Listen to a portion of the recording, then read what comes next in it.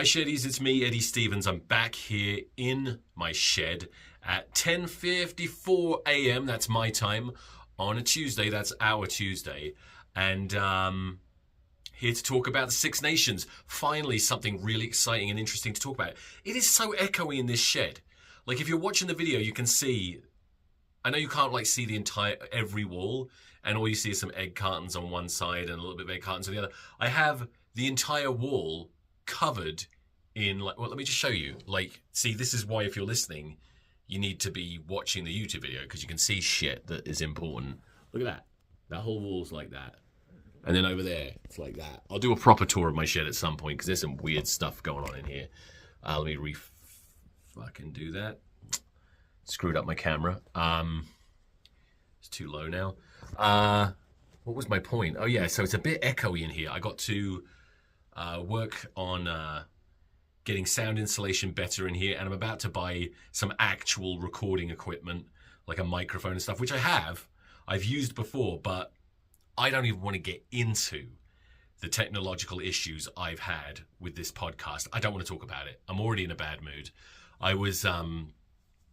did a show recently, and there was quite a lot of people at the show, and I was talking about it to some friends, and someone asked me how many people were in the audience, and I realized that I'm really shit at estimating numbers. Like, I don't know if any of you are like this, but like, I cannot do it. Like, if there's like more than a dozen of anything, if there's like more than I can actually count, and you say, oh, just tell me roughly how many things you see, whatever it might be, I'll try, and I'll be so far off, it doesn't even make sense. And that's what, so it's a true story. Somebody asked, oh, how many people were at the show? Because I said it was one of the biggest shows I've done in a while. And I was like, I'll try and do it now. I'll try and you'll see what I mean, or hear what I mean. If I had to estimate how many people were in the room I did, it was a big room, I'd say it must have been, I don't know, at least like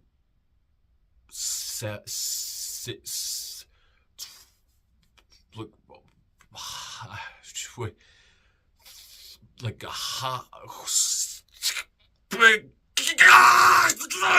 see, I can't do it. I cannot estimate numbers. It's very embarrassing when I try and do it. I just freak out.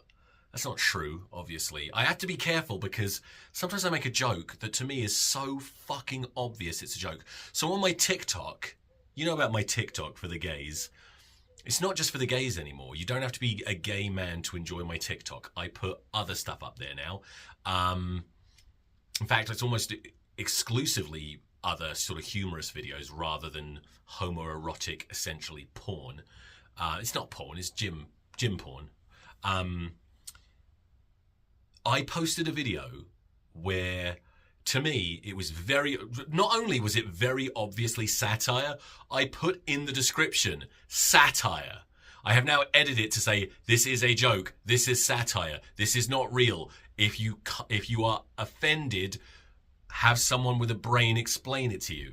And the whole video is me, very obviously pretending to be an incredibly deluded, arrogant, privileged Englishman living in America, saying that I don't understand why anyone would move from Mexico to America illegally.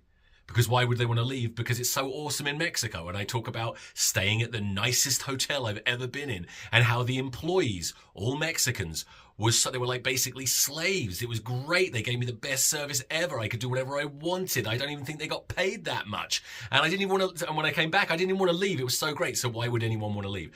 Like, I sold it a bit more than that. But to me, how could you not understand that I am making fun of it's a satire, it's a joke. And I just it's happening right now. Because here's the thing. Right now, there's people saying, it's not like that for everyone who lives there. You just experience one side of it. But for other, I'm like, yeah, that's my whole fucking point. I just keep getting morons. Now, some of them are probably English isn't their first language. But even so, I don't know how many times and how many places I can say this is, they probably don't know what satire is. But I just tried responding to everyone like, this is a joke, this is a joke, this is a joke, this is a joke. I got people talking so much shit to me when I'm on their side, making their point. Does that make sense? Because if it doesn't make sense, I mean, I can try and explain it more, but you know what they say? If you have to explain a joke, the audience is probably a fucking idiot. And that's exactly what's going on. Anyway,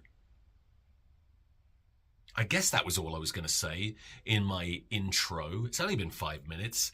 I do feel obligated to give something to the introverts, the people who are only here for the intro that don't care about rugby. I am going to... Tell me what you think about this, okay? Because I do need to do this. You have to understand, I'm a stand-up comedian. I know. I'm a stand-up comedian, and I've been doing stand-up comedy for over 15 years. However, I didn't do it during lockdowns. I wasn't one of these people who was going to do fucking Skype comedy shows. And then after lockdowns, I didn't want to start all over again, which is what it felt like. So I spent a couple of years after lockdowns not doing anything. Then I came back to critical acclaim. No, I came back to no one giving a shit. And I've had to kind of like start from scratch again. And I really haven't, I got divorced. I'm working all the time. It's been very hard for me to find the time and the motivation to do stand-up. But now, recently, this year, I may have talked about this on the podcast before, I don't know, but I'm going all in, balls out, 100% stand-up. I'm shifting everything in my life to prioritize performing stand-up comedy. All right, so you'll be seeing more of me doing that. But this is the thing. This podcast I love. And this podcast, I have a loyal but small following, okay? By rugby standards, rugby podcast standards, it might be quite a big following. I don't know. I can't estimate the number of people listening. Do you know what I'm saying? But it is a very niche audience, right? I've got my introverts who like the start, but I'm sure they would prefer more of that. So I am going to branch out and do a separate podcast once a week. Give me ideas of what to call it, because I thought a variation of Rugby Ranter Banter, obviously without the rugby part, might be good, but maybe I'll just do something completely different. And it will just be me with a guest, very boring. I like doing things differently. So one of the reasons I've never had like a standard podcast, you know what, I was just thinking, well, one of the reasons I don't do a standard podcast, have a guest on, have a conversation about what they do, blah, blah, blah, is there's a million of those. So I would want to do a variation, like put a unique spin on it. But I may end up having to, I have talked with that piece of shit, AJ Martinez, some of you remember, about doing the Eddie and AJ podcast again. The problem is that podcast, working with him, makes me go insane and makes me very unhappy. So I think I might just do my own podcast where I have comics, comedians come on into my shed. I'll tidy up and I'll chat with them. And then as I progress in stand-up comedy, because I'm demanding a rapid rise in my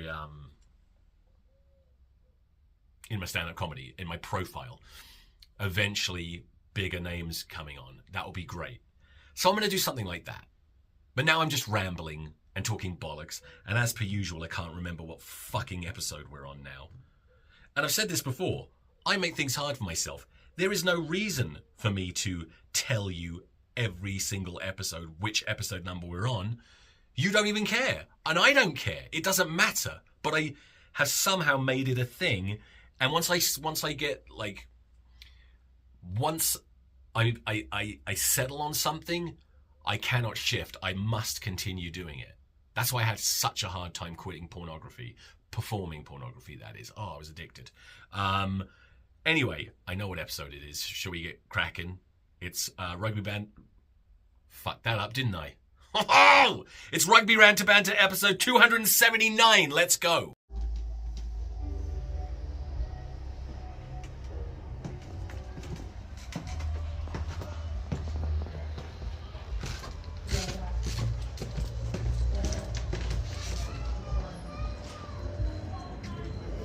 See this little dude?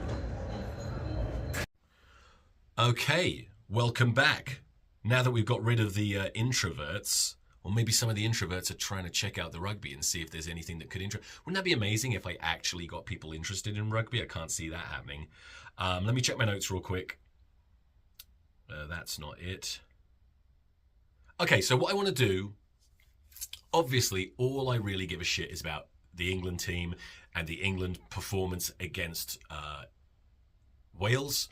And I would like to talk a little bit about England versus Scotland coming up. My God, if you're not watching the video of this, I think I can't decide if my hair looks really good or really bad, but I must say I'm looking rather handsome. I'm just joking. The only reason I said that is I usually look at myself in my camera and just hate what I'm looking at. I'm having a good face day, I think. And if you disagree, don't let me know. It's like I tell people all the time. You know, people say, you got something bad to say about me, say it to my face. No, you got something bad to say about me, don't say it to my face, say it behind my back, and make sure that I never find out. I don't want to know. I don't want to know. If you have bad thoughts about me, it's not going to help me, is it? If you're like, what are you talking about? Your face looks terrible. You've got crooked teeth and a bent nose, and your hair's thin, and you're generally unappealing. I can't do anything about those things. So just fucking lay off me. Anyway, what was I even talking about? I want to talk about the England team mostly, but obviously I will touch on the other games that I watched. There's only 2 other games. That's the beauty of the Six Nations, is I don't have to talk about 5 different Premiership matches. But it will be very brief. France versus Ireland, all I want to say is, from what I saw, I don't think Ireland were quite as bad as a lot of people are saying. I don't think France were quite as great as a lot of people are saying, but France definitely deserved the win. But the main reason they won, and I hate to do this, and I think it's awful, and I wish I wasn't doing it, with my microphone. I just realized my microphone's been blocked this whole time. I'll be furious if... why am I even using this? Let me zip this up a bit, if you don't mind. There, that might work better now. So I've got this microphone. Last time I used it, I felt like it made the sound even worse. That's why I need to get a real podcasting mic. But anyway, the main reason that Ireland lost, and as I say, I hate to do this, and you can't really typically can't blame one person, but Prendergast, what is his first name? Is it Sam? I can't even remember now. Prendergast, this is what I want to say. Like, he's been getting so much abuse, and the poor bastard. It's really unfair, but it's also fair because with Prendergast, I saw him play one time for Leinster, and that was enough for me. I saw him play one time. I heard the commentator saying that he was this, like, being hyped up as a future Ireland. So this is before he got capped by Ireland. And I said to myself, this guy is a fucking liability, and he will never play for Ireland. I could see that in one game. Now, you can't always see one game and allow... I wouldn't normally allow that to sum up my opinion of a player. Everybody has bad games. But sometimes you can. If you can see that they have no desire to defend and they seem timid in defence, yes, that's something you can work on to a degree. But at that level... If you're playing professional rugby and you're being talked about as a possible international, I was going to say you're probably as good as you're going to be at defence. I don't think it's something you can work on. Having said that, because to be clear, he's terrible in defence. His tackling is terrible and he doesn't seem to want to tackle. And it's completely unacceptable at international. I don't even know how you can be a professional rugby player like that. But anyway... I was about to say that's probably unfixable. Having said that, and I've referenced this before, Charlie Hodgson once, I saw him playing a game in New Zealand. I can't remember who he's playing against. I want to say it was Auckland, but it might not have been. I just want to say that. He looked scared to tackle at one point. There was like a bunch of big Polynesians, and I said after seeing that, I was like, I don't ever want him playing for England again. And this wasn't at the beginning of his career. This is like... sort of mid towards the later stages of his career. Having said that, and I don't know if this is a thing, and you'd have to ask him, and maybe he'd tell you, and maybe he wouldn't, and maybe it's not true. But I'm pretty certain after that tour, he started bulking up a little bit, And I noticed a bit more of a sort of aggressive attitude by him, the way he played. And I wouldn't be surprised if he sort of had a look in the mirror and said, that's unacceptable, we can't do this again. And he was even, at no point in his career was Charlie Hodgson a great defender. But definitely that was the last time I saw him look timid in defence. So, you know, maybe Prendergast could do something like that, but I don't know. My whole point about this is, how the fuck, you know, because we trust these experts. And by experts, I mean, look at Andy Farrell, look at his pedigree, look at his experience. He's an international, you know, he's former Lions coach. He's selecting someone that I looked at and immediately said, this man must never... People were talking about him as a fucking Lions, a potential Lions player.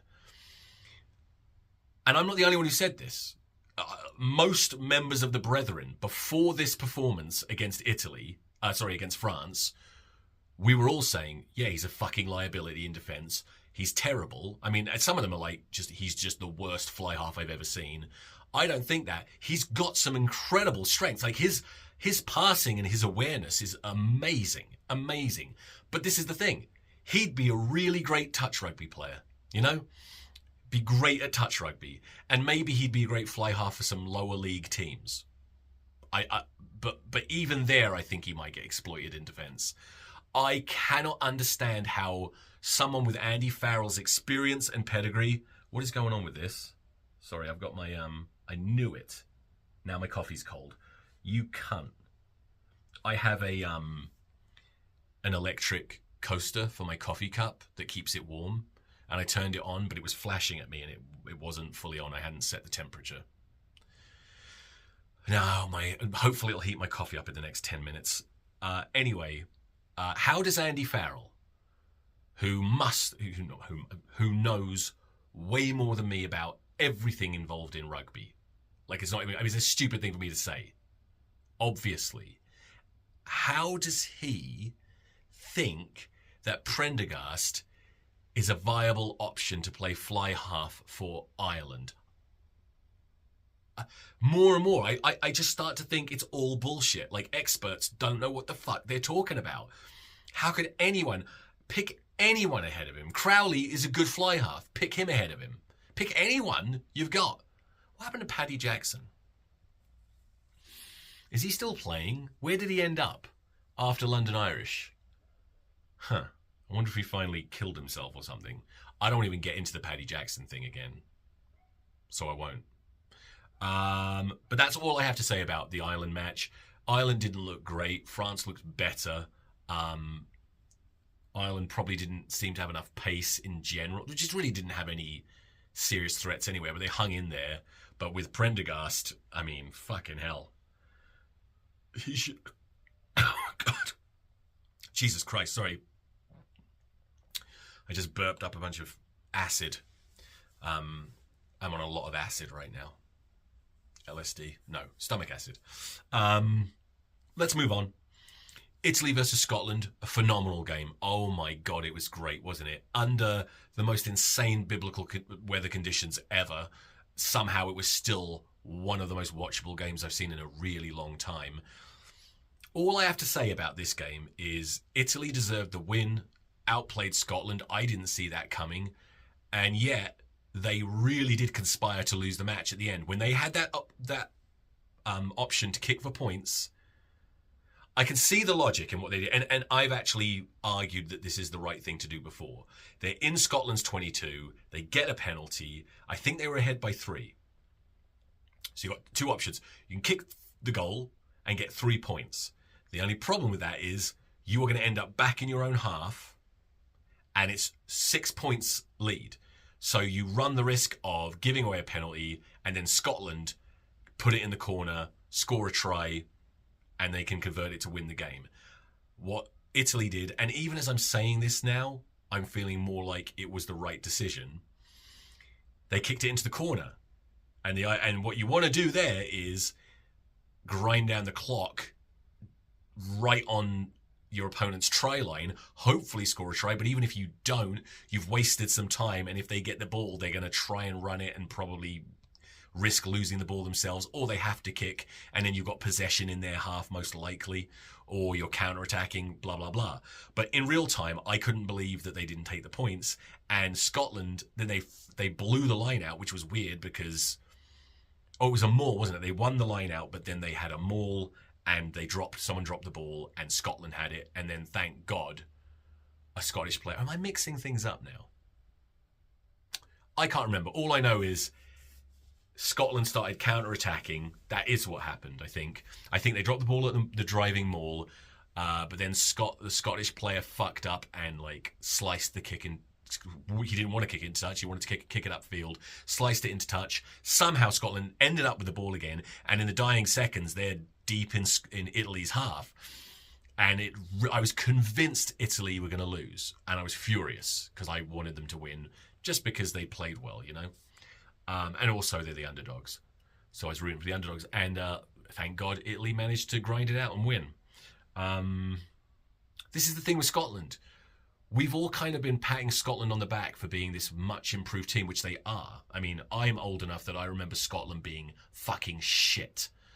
But over the last 10 years or so, 5 to 10 years, they've definitely developed into a formidable team. However, who have they beaten other than England? They always get their dicks up for England. They always do. But have they beaten South Africa? Have they beaten New Zealand? Have they beaten Australia? They must have. Have they beaten Argentina? Where are they ranked? I don't know the answer to these questions, but I believe the answer is that their record is actually not that great. And they just lost to Italy. So I think their wins against England, which they're always going to be up for, has kind of padded their resumes. I think they're good. I think they are a good team. They're not a great team. And I doubt they'll ever be a great team. Will Scotland ever win a World Cup? Probably not. Will they win a Six Nations? Probably at some point. But I mean, this isn't a good start. When's the last time they won a Six Nations? When's the last time England won a Six Nations, for that matter? And on that note, let's talk England. Oh, really quickly, I wanted to say on that, Italy versus Scotland, I thought Louis Liner was fucking fantastic, and I've always rated him and always liked him, and I was very upset when he played for Italy. I thought he would be an England player. Fortunately, we have a shit ton of amazing wingers, so it's not really the end of the world for us. Speaking of amazing wingers, Paolo Adogwu I saw after the game with the Italian team, not dressed for, I don't know where he must just be in the squad, but forgot all about him. Yeah, that's it. Let's talk England versus Wales.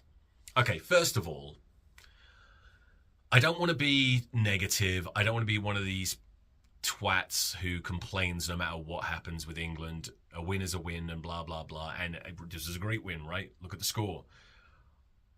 I was not happy. Well, I was happy with the win. I wasn't unhappy, but I wasn't happy after that game. I felt a little bit limp-dicked. You know what I mean? I felt a little bit like that was a wasted opportunity to... Okay, let me restart this. Before this match, I predicted a stern test. I was quite certain that Wales were going to show up and harass us in defence, and make things very, very difficult for us because it's Wales versus England and they've done it 100 times, right? And I didn't think we'd lose, but I think I predicted a 12-point win that's kind of ugly. That's what I expected. This Welsh team, the performance, they didn't even have the one thing they've always had, which is pride. They didn't even have pride. They had nothing. This was very much... That Welsh team, this Welsh team right now is, in my opinion, the worst incarnation of a Welsh team that I've ever seen. And that is why I was disappointed at the end result. But about halfway through the game, I was quite frustrated. That was a team that England should have beaten by a record number of points, and we didn't. And... yes, sometimes, you play against a really crap team and you sort of get sloppy and you get a little bit what's the word I'm looking for? I can't think of the word, but basically you find it hard to raise. You can't raise your game because there's nothing to raise against, and you kind of have an underwhelming performance. But we have a record number of points against Wales for a reason. We've scored that many before. That Welsh team was shit. This team was worse, in my opinion. I mean, looking through that team, the way they played, they couldn't do anything. Let me look up my notes really quick because something summed them up for me. The comical error by Dowie Lake. Was he their captain, by the way? I think he was. I could be wrong. Dowie Lake not tapping the ball. It was in the end of the first half. They had a good penalty, and he wants to tap and go. But he didn't even tap it. Completely inexcusable, and summed up their whole game. They couldn't do the basics. They were absolutely fucking embarrassing. I'd be so like, if you're a Welsh rugby fan right now, and by the way, I've always liked I have fond memories of Wales. I used to go there on holiday when I was a child quite often, and I fucking loved it, and I still love it, and I love the Welsh rugby tradition. I love their history. No part of me ever really wants Welsh rugby to be terrible. Like, I like when Wales are good. I like to beat them, but I respect them a lot. So I don't enjoy saying this, but it's worse than just a bad performance. They are utterly fucked now. I don't see any way. I don't know. When are they going to...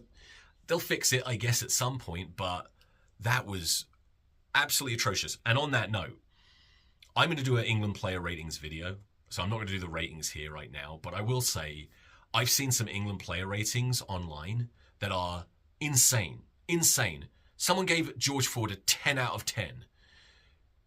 Like, he had a good game, but look at who was in front of him. How do you... If I'm rating out of 10, which I don't because I do a letter grade system because I am so fucking... I'm such a maverick. I think so outside of the box. But for me, here's a spoiler. When I do it, I'll probably give George Ford a B. Maybe even a B minus. Not because he did anything wrong. It's just there's only so much he could. He was a very good performance. But a 10 out of 10, he needed... 10 out of 10 performance for me is head and shoulders above everyone. Like, just absolutely fucking amazing. And he was not. He kicked really well. He ran the show. He made the right decisions. He had a couple of decent runs. It was good. It was very good. I'm not losing my fucking mind over it. He wasn't even my man of the match. It would probably have been either Ben Earl or Ollie Chesham. So I think I saw somewhere where,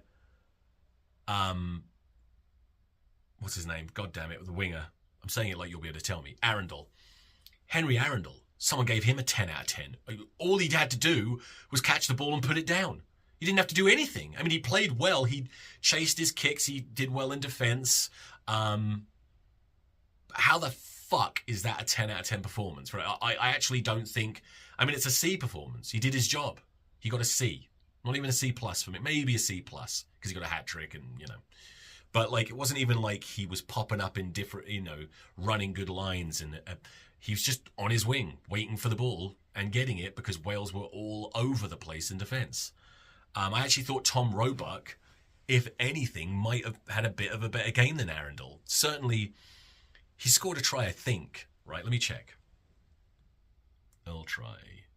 Arundel try.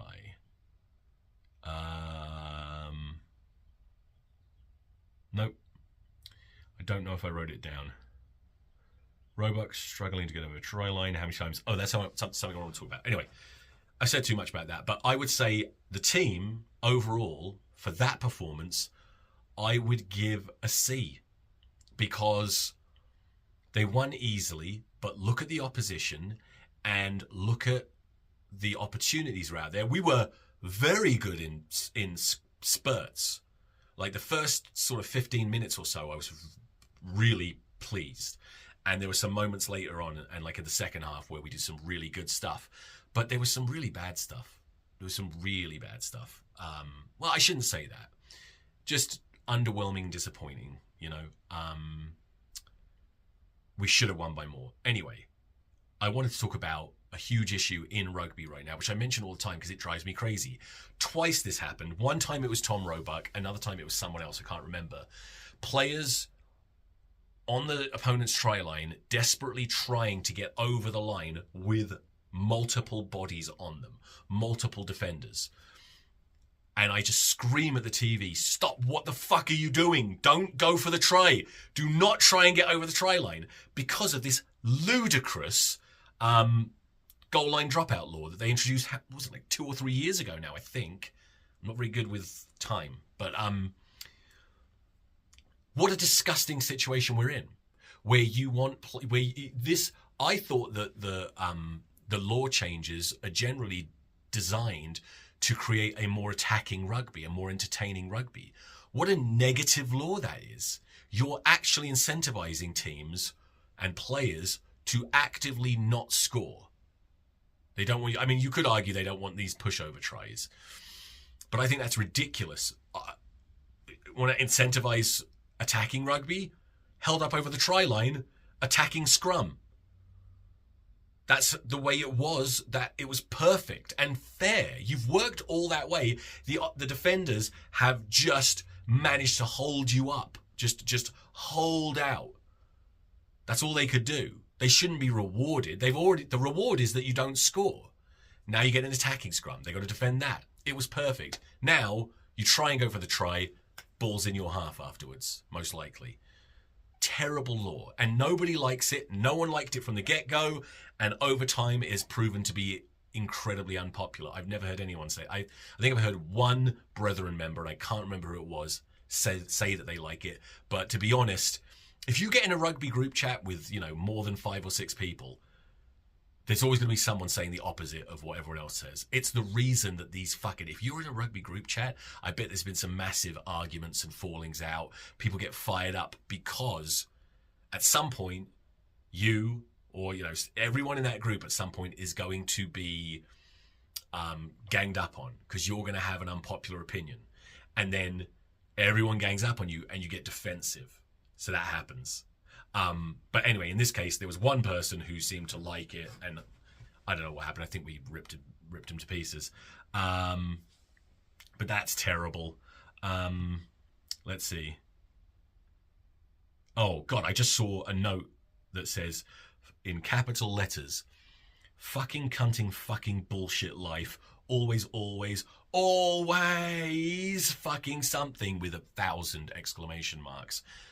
So I'm trying to watch the rugby. Every time I try and watch England play, something happens to interrupt me. First, a new oven got delivered, so I had to. That was right at the kickoff, though. It was right before kickoff. I ran out, I dealt with it, I went back, everything was fine. Then, after 20 minutes, my youngest son, Oliver, who just turned 13, he'd had a sleepover the night before. He needed me to come and get him. Like, I had to go get him. Their parents were going to leave, right? 5 minutes away, though. So I paused the game. I'm watching it on an app called Flow Sports, it was on Peacock, which is much better. And I've done this 100 times. I pause a game, I come back, I play it, right? I go off and get him, I come back, so it's been about 10 to 15 minutes. The game, when I come in, I hear it playing. It's unpaused. I go, what the fuck? I run up, I pause it, I don't look at the score, I hit rewind. Now, I've done this 100 times. I've watched rugby on Peacock and paused it live and rewound it. Well, it no longer allows. You know what? Maybe it wasn't Peacock. Maybe I'm thinking of a different app. But I've definitely paused live rugby before and been able to rewind it. I do it all the time, actually. This doesn't let me do it. So I'd missed 15 minutes rugby. Now, some people would say, fuck it, just watch it from where it's at. No, I must see every second. I must. So then I couldn't watch it live. I had to wait and then wait for like an hour after the game to be able to. Let me see if my coffee's got hot. Doesn't seem like it. Why is it stuck to the fucking thing? No, this is cold. Is it hot here? It's not even that hot on the bottom. What the fuck's going on? Fucking hell. Lukewarm fucking coffee. Anyway, that put me in a bad mood for the whole fucking day. But then I got to watch the rugby an hour later. I'm just wondering if there's anything else I want to talk about here. I've got a million notes, but I don't think it's very fun for me to just go through my notes, telling you them. I just suddenly got scared. Okay, this is recording good. Are you recording video? Yes. Let's see. Yes, substitutes. You know what? I'm going to end this. It's not that long, is it? But, oh no, I'll talk about the squad to face Scotland first. But then eventually, if you want to, and you should, at some point after you listen to this, go to my YouTube channel, Rugby Rant Banter on YouTube. If you haven't already, subscribe to it, and then watch my England player ratings against Wales. And like that. Even if you don't like it, if you know what I mean. Okay, England versus Scotland. This is literally the squad that I didn't name it, but this is the squad that I picked privately. Exactly every single player. I'm gonna read it in the order that it's on this little picture I have on my phone. At fullback, Freddie Stewart, yes. 14, Tom Roebuck, yes. Sticking with Dingwall and Freeman. Okay, so that's something I did want to talk about. I am 100% convinced that Tommy Freeman, and I implied this last week, people are too hard on him as a centre, and it's because they see him as a winger, and they have a prejudice, right? They are, in their heads, he's a winger, because he is primarily a winger, but he's played a lot of centre, and he's a really good centre, if you can't tell. And people watch him with this filter of, this is a winger playing centre.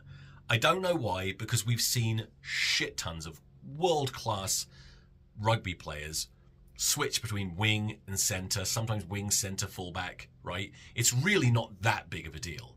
But with Tommy Freeman, any mistake he makes, I predicted this and it happened. I said last week, at some point, he's going to do something. He's going to make a mistake.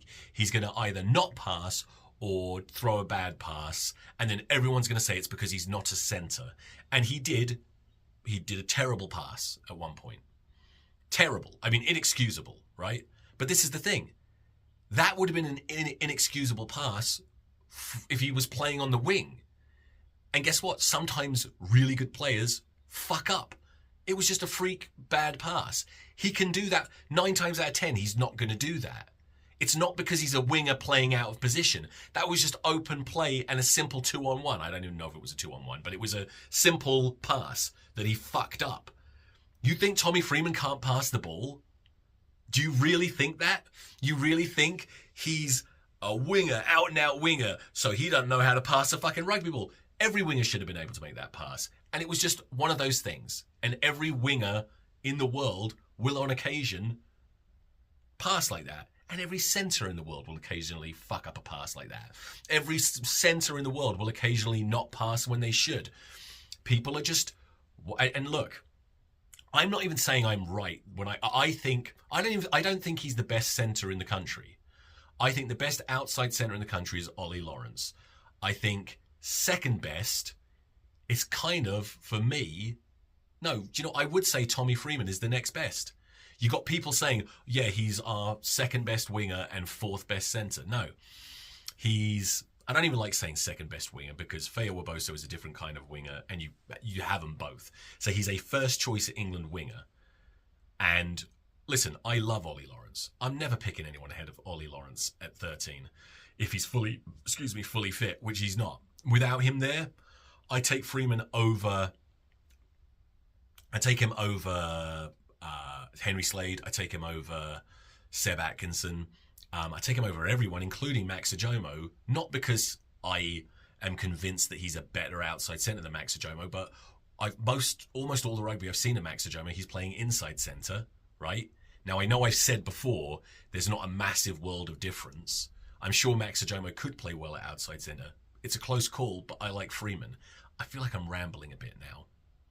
But I did want to say, I thought the midfield played very well. I thought Fraser Dingwall, who I've been a huge critic of, I've been very critical about his physicality. I thought he had one of the best games on the pitch, doing exactly what his fans say about him, doing all the quiet work, running great lines, making important tackles. He set up a try with a great pickup at one point. He had almost a perfect game at inside centre. And Tommy Freeman constantly making yards, running hard, doing exactly what I want from an outside centre.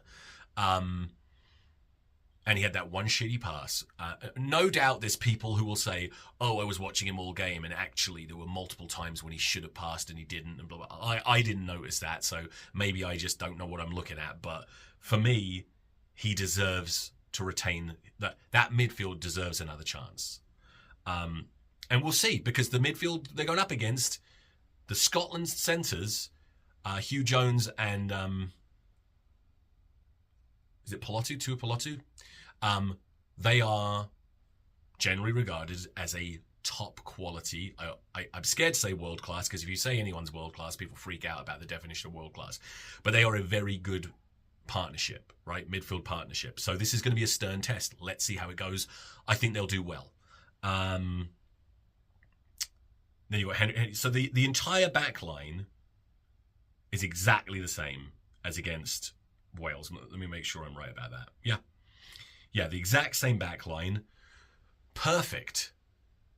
Like, I don't think that we played great as a team, but I do think it's partly because the quality of the team we're against, they were so bad, it turned into kind of like training, like a practice run.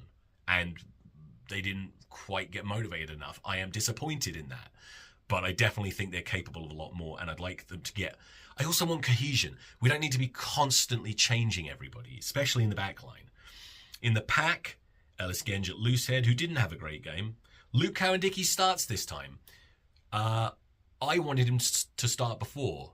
But I guess, the fact that, and I'll get onto that, Marrow is back in, does indicate that Jamie George was picked to start so that he could captain without Marrow starting. And by the way, how good was Jamie George? Like, I'll talk about this in my player ratings, but as a leader, do you know what it made me think? Wasn't it noticeable how well he spoke to the referee, how communicative he was, and how respectful he was, and how good he was just at leading that team? And it made me wonder, you don't see that with Marrow. You do not see Marrow getting a rapport like that with the referee, communicating like that with the referee. He just sort of mumbles stuff to his team and plays really well. Maybe Marrow isn't the best choice as captain, but who would it be? We don't have time. Jamie George at hooker. Sorry, Luke Cowan-Dickie at hooker this time. I think that makes sense. Joe Hayes, who was good. Really love Joe Hayes. There's nothing you can say about Joe Hayes except that he's consistently doing his job well. No complaints. Undroppable right now. And then in the second row, Ollie Chesham, who was insanely great against Wales, with Marrow back into the team, pushing Coles onto the bench. That makes sense. And then the exact same back row. And then on the bench, it's the same, just with the Jamie George switch with Luke Cowan-Dickie and Alex Cole switch with Marrow. I love the consistency. I love it. And I love this squad, which probably means they'll be fucking terrible. And Scotland, they get their dicks up against England every fucking time. But I think things are a little bit different now. I think this England team are so professional that I don't think they're going to get overwhelmed with the emotion. I don't think they're going to be fazed by Scotland being really fired up. I'm not even going to predict who wins, because my shyest touch will ruin everything. That kind of gives away who I expect to win. But I don't know who's going to win. I don't know. I could see England absolutely beating the shit out of Scotland. I could see England getting spanked by Scotland. I could see any outcome from this. But if on paper, England are probably 12 points better than Scotland, I reckon. That's it. That's all I want to talk about. Follow me on Instagram at Eddie Stevens Massive. None of you still, I would really like it if you follow me on Instagram to tell me, send a message. I think you can do that, right? Just saying why you're following me, because I have to look at the picture and then I'm like, okay, this looks like a rugby guy. If you're a girl, it's like I have to look at you and then go, where are they from, and I have to look at, because I get a bunch of fake accounts constantly trying to follow me. So if you're an attractive girl in particular, if you don't have a lot of posts, I've had this happen recently. Picture pops up, I'm like, this could be fake. So I check. The fake ones are always attractive women with like no posts, or a few posts but like no one following them. So this one I looked, and there was a lot of followers, a lot of people that she was following, and a lot of posts. So I trusted it, and then it turned out it was someone who watches my intros, an introvert and a pervert, most likely, if I know my introverts the way I think I do. But follow me on Instagram at Eddie Stevens Massive. Preferably tell me why. Just say podcast listener, or sheddy, or whatever, or introvert, or show me a dick. And then, so follow me on Instagram at Eddie Stevens Massive. Follow me on TikTok. It's not all gay porn. At Eddie Stevens 0. And if you want to, you can follow me on Facebook. I mean, I don't really care. I'm just Eddie. I think I'm Eddie Stevens on there. It might be Edward Stevens. I don't know. But that's it. Thanks for listening. I hope that was worth your time. Now I'm going to hang up on you now. Goodbye. And goodbye to you. See, I was turning off the audio for my podcast. It's a separate recording. You, on the video, on YouTube, you're getting the recording from this mic, which was blocked by a layer of my hoodie at one point, and I'm worried that it's going to be muffled, and that will suck, because there's no fucking way I'm going to sync up my separate audio recording with this video. I'm not doing it. So hopefully it worked out. I gotta go.